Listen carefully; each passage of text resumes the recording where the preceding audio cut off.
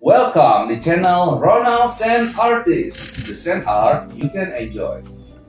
Nah, buat teman-teman profesional semua, di era sekarang, khususnya di masa pandemik ini, kerasa nggak sih kalau keadaan ini jadi borderless? Artinya kayak nggak ada batas antara ruang dan waktu. Mungkin teman-teman profesional bekerja di rumah dan nggak ada tuh istilah jam datang ke kantor untuk meeting dan sebagainya. Tapi semua jadi borderless karena semua notif, semua interupsi, semua kerjaan itu jadi nggak mengenal yang namanya office hour maupun tempat.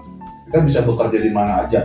Khususnya buat teman-teman profesional yang mungkin memiliki bisnis sendiri, udah terbiasa nih sehari-harinya mempunyai banyak pekerjaan, ya. Jadi dituntut untuk bisa multitasking dan handle beberapa project sekaligus. Untuk itu penting rasanya untuk bisa fokus dan produktif setiap harinya.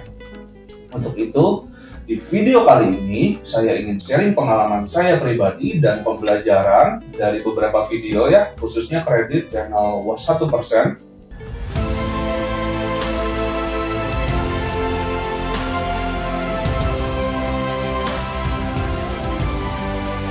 Art speaks where words are unable to explain. Ronald Sand Artist. Ada 3 hal penyebab kita bisa mengalami kesulitan untuk fokus atau produktif.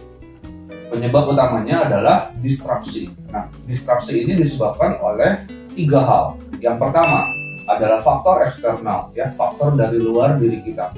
Contohnya, yang paling umum adalah notif handphone. Kenapa notif handphone ini seringkali menjadi distraksi? Bahkan kalau nggak ada notif pun, kita kadang tergoda untuk ngeklik icon ini. Bener atau bener? Nah, karena emang setiap apps di HP kita itu seperti dirancang untuk kita bisa dengan cepat merespon gitu. Ada push notification, sehingga kita sangat mudah gitu terdistraksi untuk tiba-tiba ada teman WA nanyain sesuatu yang mungkin bukan yang paling penting gitu saat itu. Bisa juga dari interupsi teman atau partner atau karyawan yang tiba-tiba menanyakan sesuatu hal. Bisa juga karena suasana yang bising. Intinya yang pertama ini adalah faktor eksternal, ya, faktor dari luar yang membuat kita terdistraksi dan mengalami kesulitan untuk fokus. Poin yang kedua adalah faktor internal. Faktor internal adalah faktor di dalam diri kita. Itu seperti pemikiran atau perasaan gitu ya, pemikiran yang tiba-tiba timbul, misalnya, wah kayaknya udah 4 jam gue belum makan siang gitu, kayaknya dari pagi gue belum makan deh. Terus tiba-tiba keinget, oh iya, tadi pagi gue ada pesen ini di marketplace, kira-kira progresnya udah sampai mana ya. Jadi tiba-tiba teringat terhadap suatu hal. Kalau enggak mungkin tiba-tiba bisa mikir kayak, duh mantan kayak gimana ya kabarnya, jadi iseng gitu, jadi kepoin. Nah, itu adalah contoh-contoh distraksi dari dalam.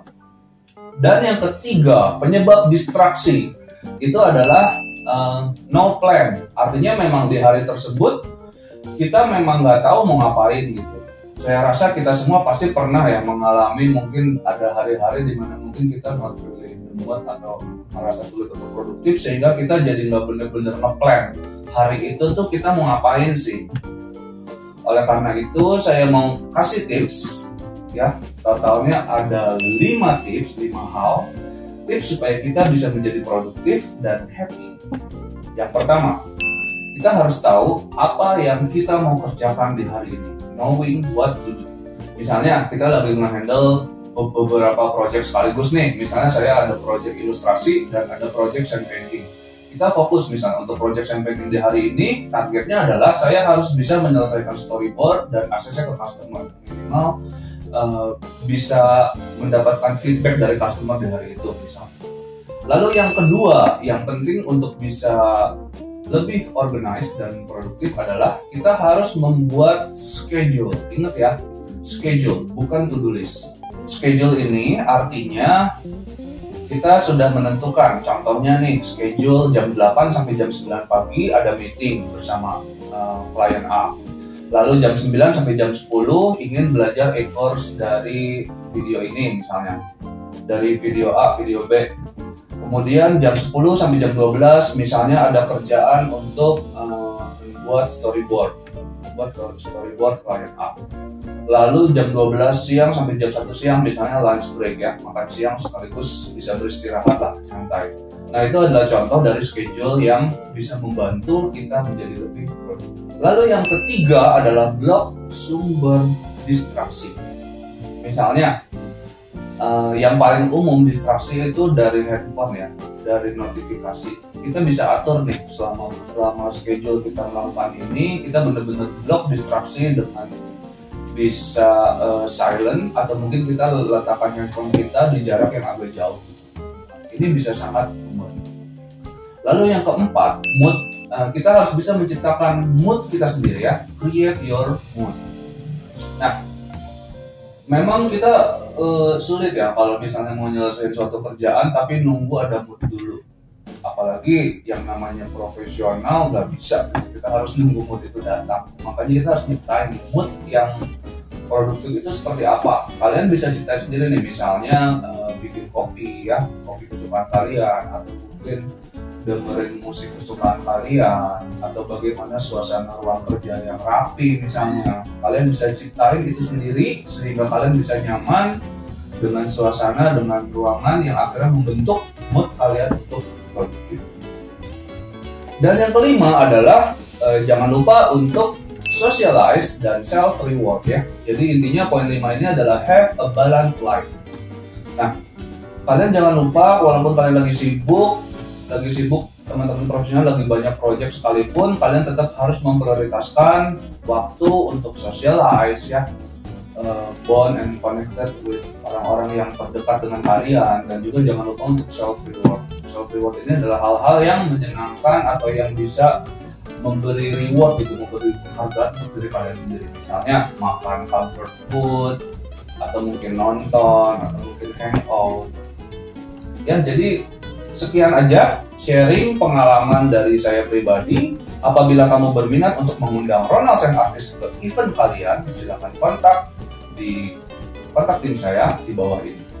Art speaks where words are unable to explain. Sampai ketemu di video berikutnya.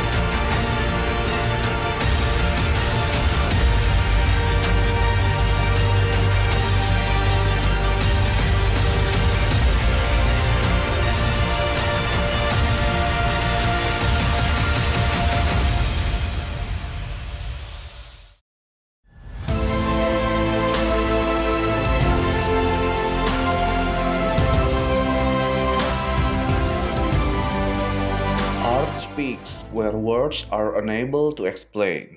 Ronalds and Artists.